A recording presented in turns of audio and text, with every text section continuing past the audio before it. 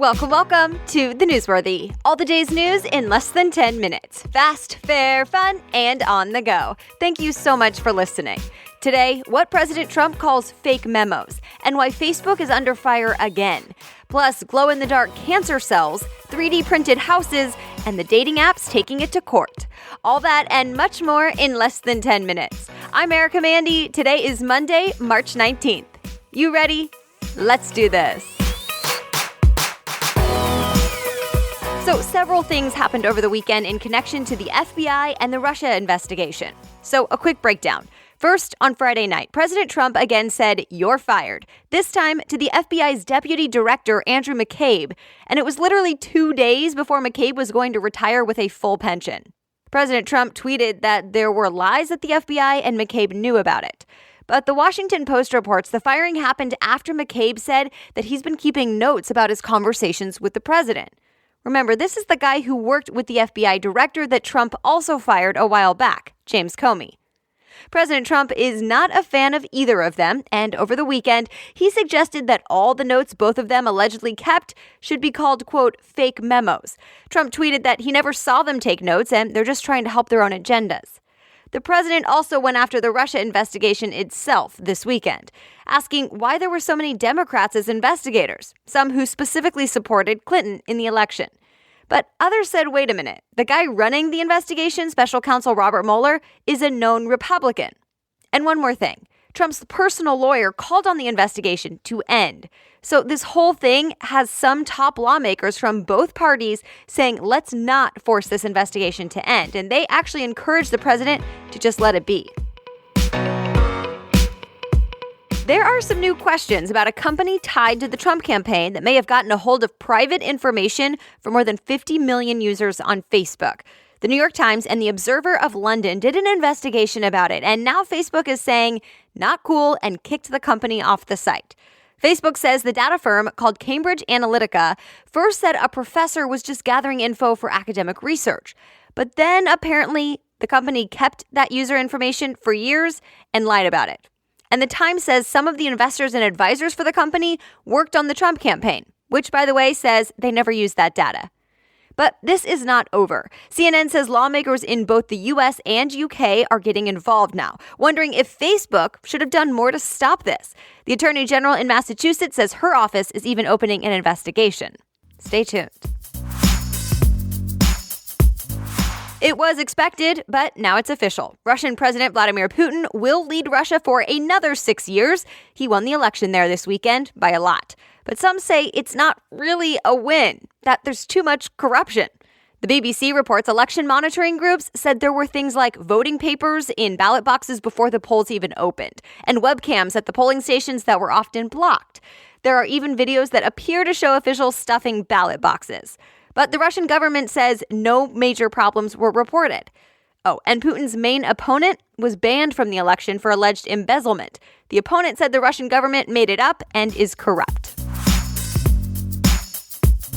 A few updates now about that bridge collapse in Miami from last week. It killed 6 people. Time reports an engineer even left a voicemail before the collapse that there were cracks on an end of the bridge, but no one heard that until later.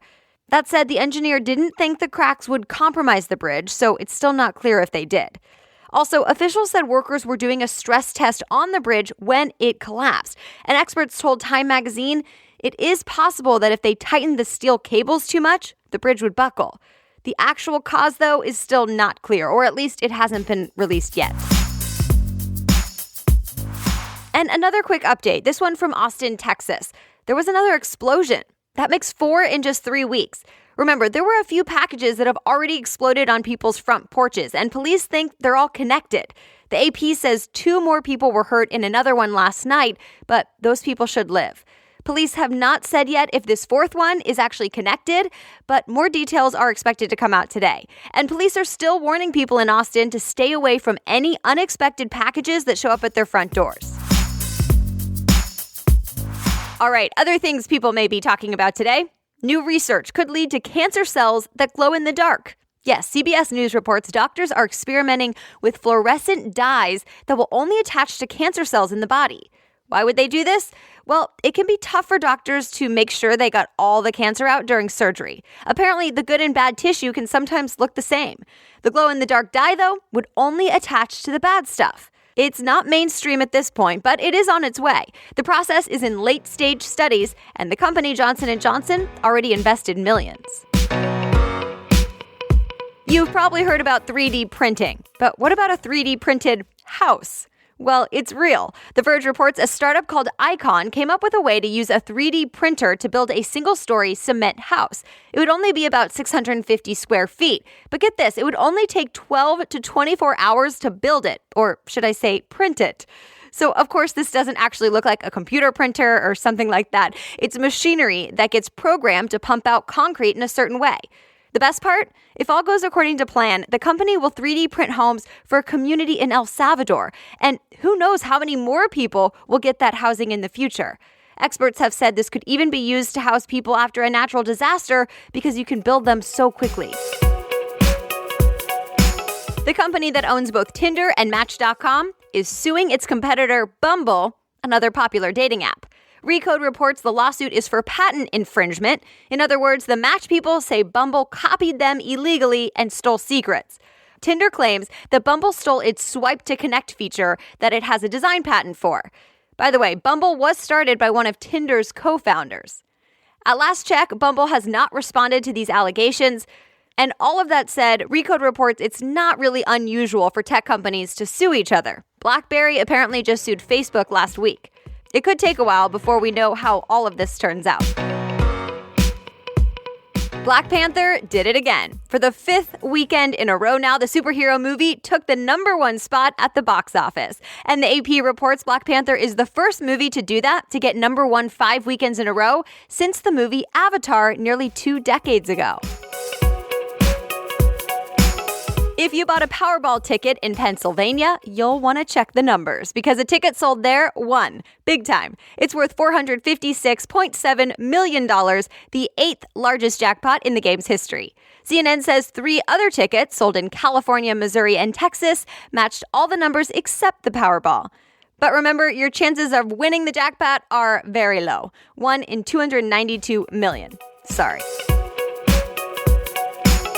And that's it for today. You are all caught up. Thank you so much again for listening. And if we haven't connected yet on Instagram, I would love to get to know you more. Find me at Erica Mandy News and be sure to comment and say hello. And I have to give a shout out to the person who left the latest iTunes review. It says, I've been looking for a morning news brief to get updated on the current news in a short period of time while I am waking up and getting ready for work. This news is perfect. It's a good variety of politics, current news, weather, and fun news. I am so glad to hear that. Thank you so much. I really appreciate those reviews on Apple Podcasts and iTunes. As always, if you want to read more about any of the stories in today's episode, you can always do that. Just head on over to thenewsworthy.com, click episodes, and find today's date. The Newsworthy is ready for you to listen every weekday by 4 in the morning Eastern Time. So we will chat again tomorrow. Have a great day.